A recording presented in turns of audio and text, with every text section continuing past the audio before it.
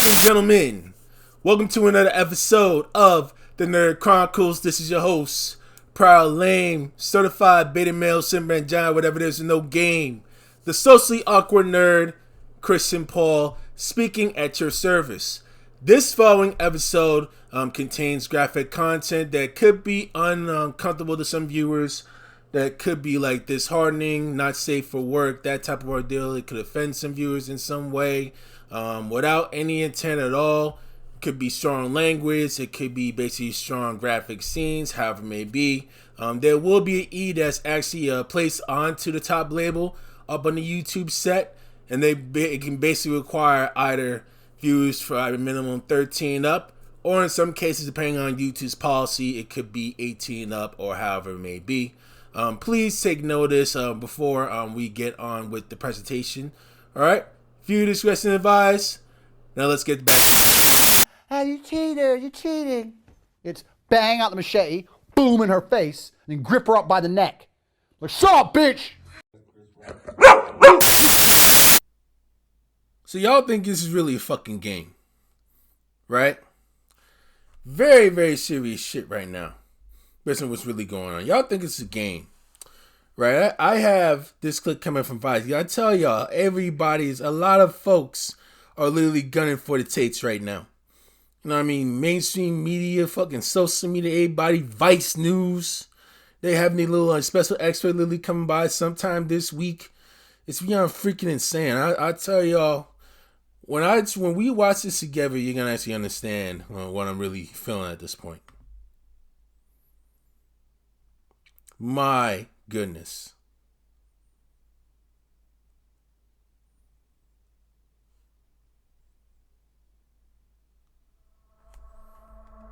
Sally was approached by Andrew when she was 20. Due to fears of harassment from his fan base, she is withholding her real name. First night that you I wanna know worked why? Because they fucking live vicariously through them. They ain't got the nerves to really fucking go outside and really talk to real people and literally try to socialize like fucking normal humans who's fucking adults. Why in the fuck, right? We just go and literally demean that woman that you haven't even met in person. Why smear her name on social media? And yeah, you can't even do that shit up in person. And yeah, you don't even met her in person. And she's done nothing to you. Was that really fucking necessary? Let's continue. Andrew bought me like 5 bottles of wine. So I got completely drunk because I'd never done webcam work. So I was very, very nervous. Now, I'm not saying, because I know what he's saying is like some serious stuff. But again, this is all accusations, right? We can't just literally rush a judge, see he's really interested, because trial has yet to be underway up at this point. I'm not saying we have to deny it, but we just have to actually try to keep that in mind and make sure we get all the stuff really coming into play, and y'all be the judge of this, all right? Then that night, we were just sitting on the bed and Andrew punched me in my arm. I went to the bathroom and cried. It really, really hurt to have someone just hit me in the arm for no reason. I was very confused. Sorry. Sorry, I don't want to cry. It's okay. So then when I came out of the bathroom, he was super, super nice. Like, from what I remember, Andrew didn't have any alcohol at all. It was literally just me. That night we cuddled and we ended up having sex, and I was really, really drunk. You notice the tears really flowing through her neck. Right there. Right? This is what I'm trying to make clear. I don't know if she actually... It's very strongly possible that she could tell the truth, but they could still be offensively crying and still lie. It could happen. We don't fully know for sure, but I would not take these accusations and what she's saying lightly.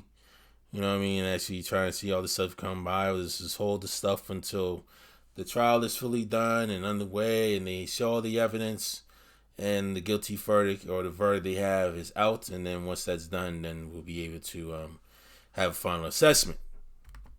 Night. Then it was kind of like every single night I would work. But as soon as he handed me my money, I soon forgot about him hitting me and everything else, and it was just like, wow, I've got all this money now. Like, he would just pay me a flat fee of £15 an hour, which back then was fantastic. I was making £5 an hour at my 9-to-5 job. But when you look at the money that I was actually bringing in, it just doesn't even scratch the surface. Were there any other instances Yeah, where that's there was... because Andrew's making the majority of the money himself. He's trying to make as much money as possible while giving slavery to all those cam girls out there. And that's how Andrew Tate blew up, with the millions, and then you add social media utilizing his millions in followers by giving like a stipend through affiliate marketing. That's how Andrew Tate became big as he is today. Physical abuse? Yeah, so when we moved into the bigger apartment, that's when more girls started coming into the apartment to work for Andrew. And Self-proclaimed high-value lifestyle, huh? that's when I was witnessed so much, like verbal, physical, not just to me, but Other women. the other women involved. And it just got worse over time. Andrew would call us lazy hoes. Damn. I saw him smack girls with a belt because she wanted a lion. Oh.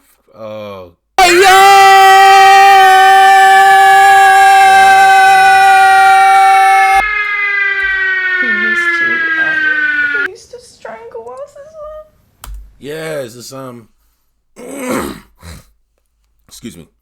There's this clip going on, and he posted up on social media. Actually, him simulating basically like strangling a woman up on the social media clips. Literally up bang there. out the machete, So there's actually a boom clip in where her he face, posted up that. and If grip you her haven't up by seen the it neck. today, there's really What's up, there bitch? right now. Oh God, this dude. He is making himself literally more vulnerable to the general public to see, man. As the late Kevin Samuels says, image is literally everything. Yes, dressing is one part, but how you act, right? How you speak, okay? How basically you conduct yourself when it comes to actions, when it comes to discretion. You know, that's where this is like the biggest part in play more than anything else when it comes to action and character. And that's what it takes fail to realize right there.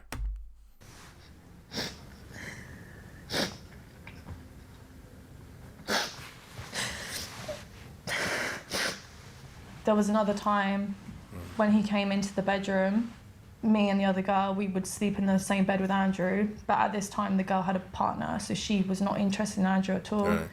And I had gone to the shower, I came back and I noticed he was, like, I saw him raping her.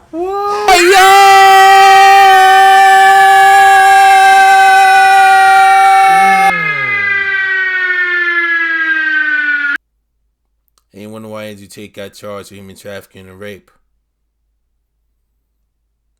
God. Oh my God. This is some fucking serious shit. And,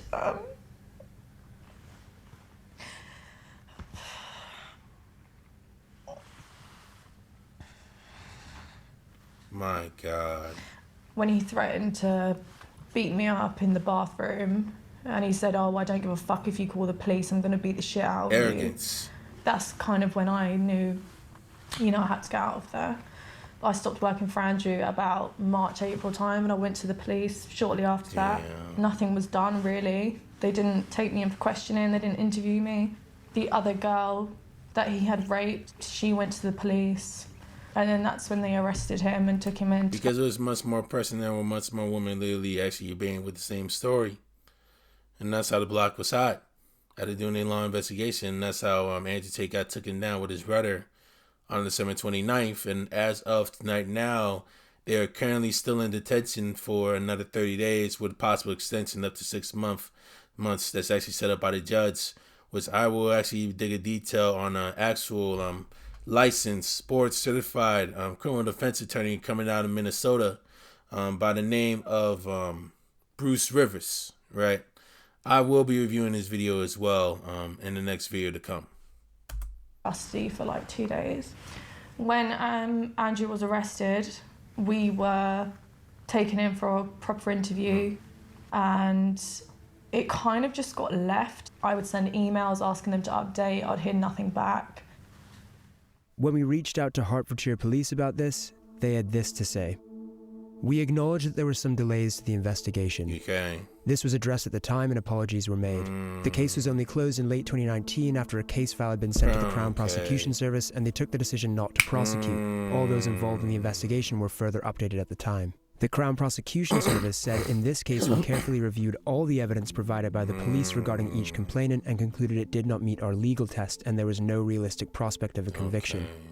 We sent a letter to each complainant explaining our decision not to charge. When he went into Big Brother, that's when they started to take things seriously. He's on TV, we need to get him out. They told me, oh, the producers don't want to release him because he's proving to be entertaining. He was removed because of this ongoing police case. And it kind of just got left at like 2016. Big Brother season 17 up in the UK.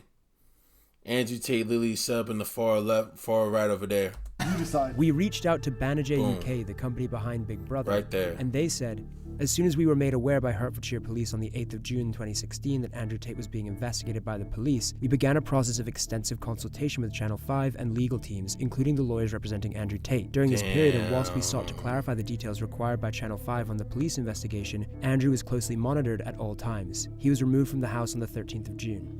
And since then, has anything come of it? Unfortunately, they turned around and just said, oh, we can't continue this case anymore. It's just insufficient evidence. We're not going to take it to court. Right. You witnessed the rape occurring. Did that not count as evidence for them? No. They openly said it's really, really difficult to prove rape. Very difficult.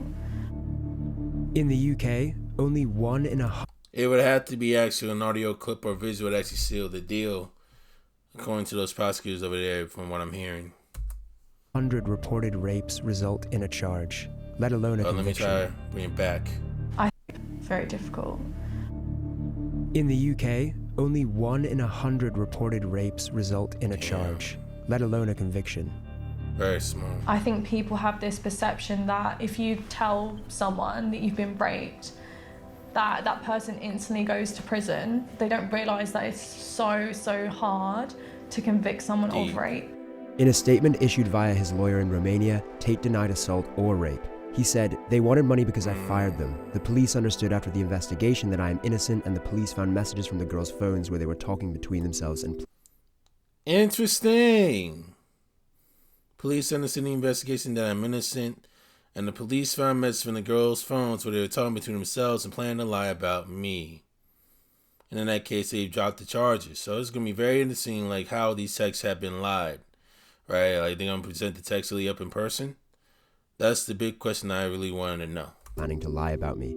Sally said the CPS sent a letter saying that one of the reasons they didn't charge Tate was because they found voice notes on our phones where we talked about whether we should tell the police that he gave us alcohol.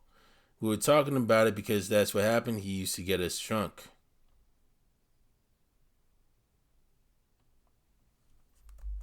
voice notes on our phones where we talked about whether we should tell the police that he gave us alcohol. We were talking about it because that is what happened. He used to get us drunk. Yeah, trying to get these asses to piping down. Yeah, this is some... Man...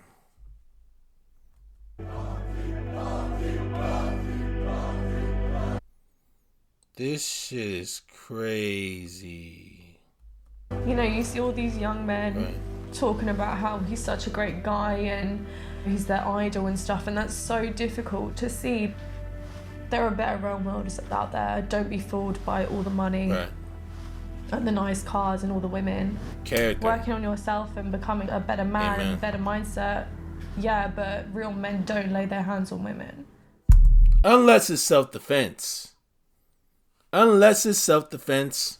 Unless they got a lethal weapon on there and they scrape them all over the place and they have no other choice but to defend themselves and defend their life.